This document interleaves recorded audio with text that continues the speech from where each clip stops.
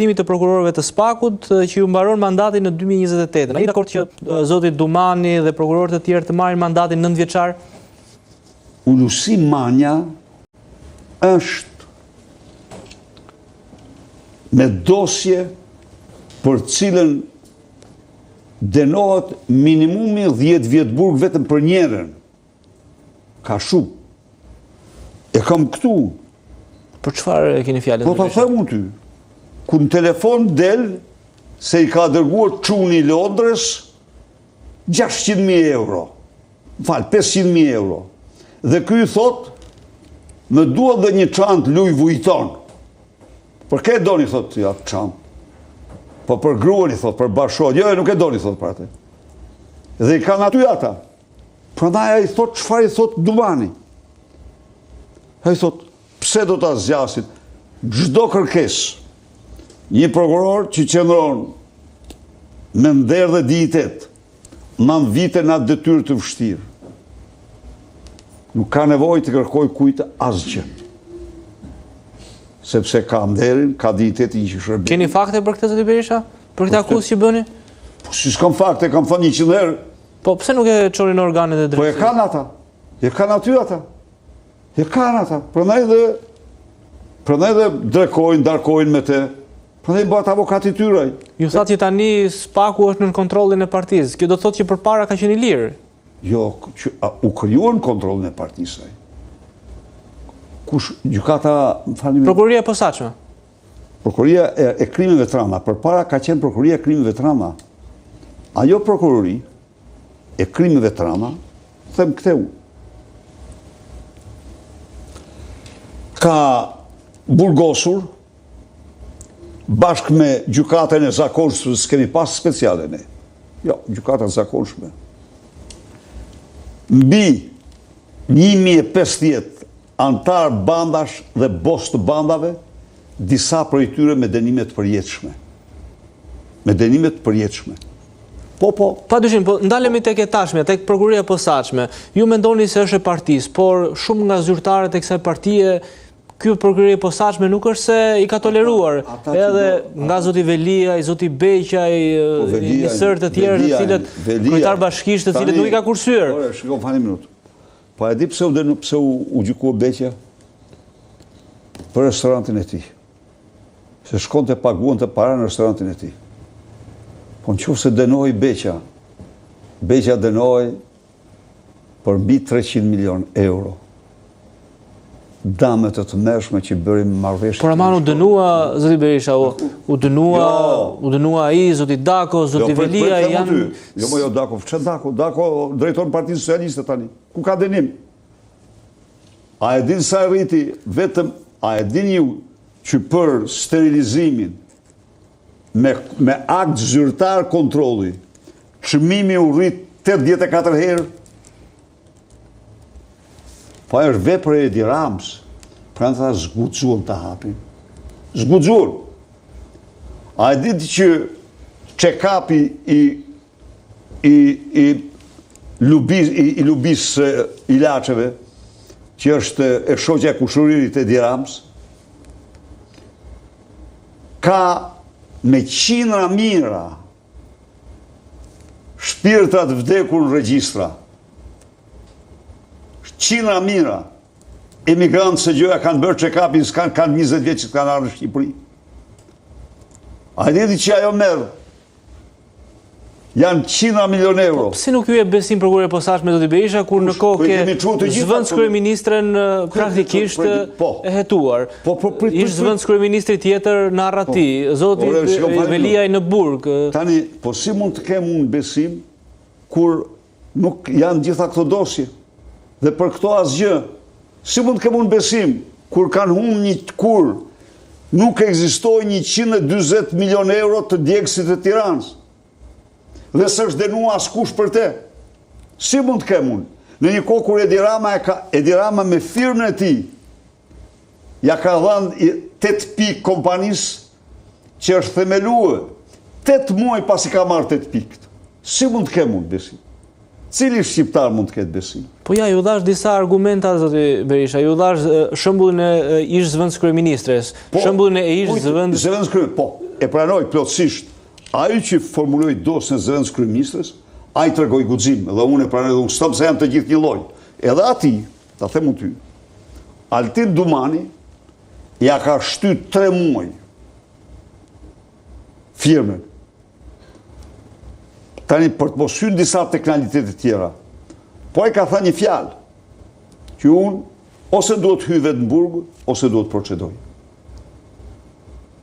Kishte dishmitar ai. Kishte dishmitar që treguan gjithçka, që faktuan gjithçka. Po vetë u tregoi guximshëm. Ai u kërcënua, ai u la aty ku është domethënë këto, po unë nuk e mohoj kur që ai bëri një akt të guximshëm. Urdhëro. Ku e ke Gysa Gasin? Shkon në Shkozet e ke, shkon në Manzëgjen kudo. Surel. Nuk i ka dhënë zoti Braho besim më shumë se zoti Dumani, zoti Berisha në drejtimin e prokurorisë posaçme? Zoti Dumani ishte bashkëpunëtor në krim. Po zoti Braho? Nuk kam dosje konkrete, por të jesh i sigurt që ka gjë, nuk e justikoj fare qendrimin. Kur ka gjë tash. Ajo që ndodhi me Lubi Ballukun, ta pranojmë, ishte një luftë e hapur midis ekzekutivit dhe drejtësisë. Çfarë tha Edi Rama? Në fund nëse u kujtohet. Çështja Balluku u mbyll, tha. Do thoshte mos guxome në tutje. Dhe në një luftë të hapur, ja them publikisht, midis ekzekutivit dhe një grupi, 20-30 vetë se janë aty, që kanë edhe 100 sa BKE, nuk ka diskutim që lufta e ka të fituar ekzekutivi. Shqiptarë do ta kenë qartë. Luftën e ka të fituar ekzekutivi. Dhe në atë betejë, Edi Rama u dha atyre që s'mund bëni asgjë pa miratimin tim. Se e pësoni, do ta pësoni. Dhe ata nuk lëvizin. Unë kam rritë sot, pata aty dola së në konferencë shtypi, tregova, 24 prill, unë kisha denoncuar se prokuroria speciale, prokuroria Skapi, nuk ka lëshuar arrest ndërkombëtar për Ergysa Gasin dhe Ermal Beqirin. Nuk kishte lëshuar dhe u faktuar që s'kishte lëshuar. Pse? Sepse ai në prill ka ble avionin, po të blesh avionin, s'mund ta blesh po t'jesh në Interpol. Se ai ka marrë lega Ministria e Mbrojtjes, me fjalë janë gjithë ato procedura po hynë me ble një avion. I ka kryer aty. Është regjistruar në Sloveni, s'ka qenë kërkim. Tani sot Brau thot, do bëj një sqarim më vonë, do bëj këtë, po ne jemi polici. Tani sqarim do të bëj ai, sepse çdo lloj mungesë transparence e rëndon dhe e akuzon. Zotin Brau. Ato që kryeson, pa diskutim. Prandaj do bëj sqarim. Kur e ka lëshuar, se këtë i thoshte kemi javë që bashkëpunoj me Francën. Bashkëpunia i bëhet, ke lëshuar apo s'ke lëshuar? Ka mundësi ta ke lëshuar, nuk e përjashtoj, dhe ja ka bllokuar policia. Ja ka bllokuar policia. Pra, a është kjo e vërtet? A deklaroi Edi Rama potrisht se është histori suksesi Akshi? Shkjo çfarë historie? Suksesi ishte Linda, që e kontrollonte bashkëshorti e tij, që kontrollonte me Lindën Akshin në të gjitha aspektet. Ermal Beqiri që bënte presonomen, dhe ajo ishte minjera Rams. Nuk ka ma, nuk është e kot të mendohet. Çfarë ndodhi? Ja shtruan edhe 3 muaj hetimin Lubis. Në një kohë kur me dosjen e parë ajo kishte 36 vite në burg. Çfarë do ndodhi pas 3 muaj? Ju e keni parë dosjen e saj, zoti Berisha? Po besoj plotësisht, po si patjetër. Çfarë do ndodhi pas 3 muajsh? Më thuaj mua pak. Se e thash dhe sot, se tani fitet se po ndërtojnë maternitet aty ata. Se ç'po bëjnë duke marrë vesh. Çfarë materniteti? Po tani kanë filluar edhe këto rumori i qytetit që flet për për sa gjëra që ma mirë po i lamë sot kësa herë, po i hetojmë herë, pastaj po i bëjmë ma publike. Okej, po ju vazhdojnë se... u hapi ky shteg, vazhdojnë. Nuk e di këtë shteg, zoti Berisha, ju në qoftë se dini duhet ta thoni. Ndërkohë, nga ana tjetër... Velica nuk ndodhi me Velicën. Po më mirë e lam të dalë si që është kjo punë. Zoti Berisha, vazhdoni të mendoni se nëse një ditë do drejtoni këtë vend, do bëni përpjekje për ta shkrirë prokurorinë e posaçme? Nuk them, nuk kam patur qëllim në shkrirje. Unë kam patur qëllim reformim. Dhe ajo ka qenë reformim. A ka nevojë për reformim? Absolute. Ka një problem të madh aty.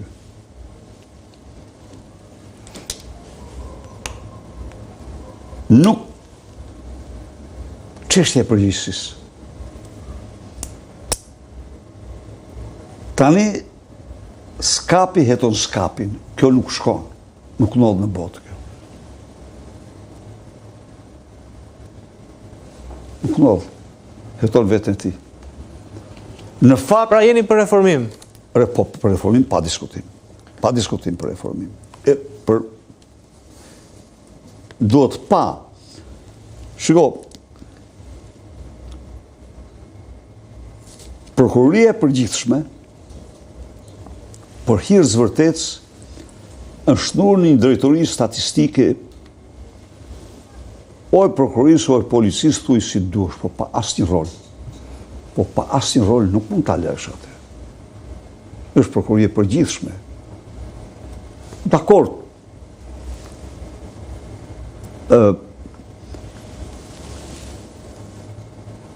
Zoti Berisha.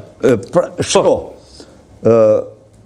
Në një kohë kur shqiptarët presin 15 vite për një proces civil, 10 vite për një proces penal, 1300 ditë për të zbarë një vendim gjykate, kjo do thotë se... Ka nevojë për reformim, thoni juve? Vendi pa drejtësi, i vetmi vend pa proces të duhur ligjor. Zoti Berisha, duke qenë se jemi drejt mbylljes, ku e shihni veten në shtator të 2029-s? Kryeministri i vendit, lider opozite, president deri i Partisë Demokratike, apo një politikan që shkruan kujtimet e tij? Ato i kanë dorë gjithë fuqishmi.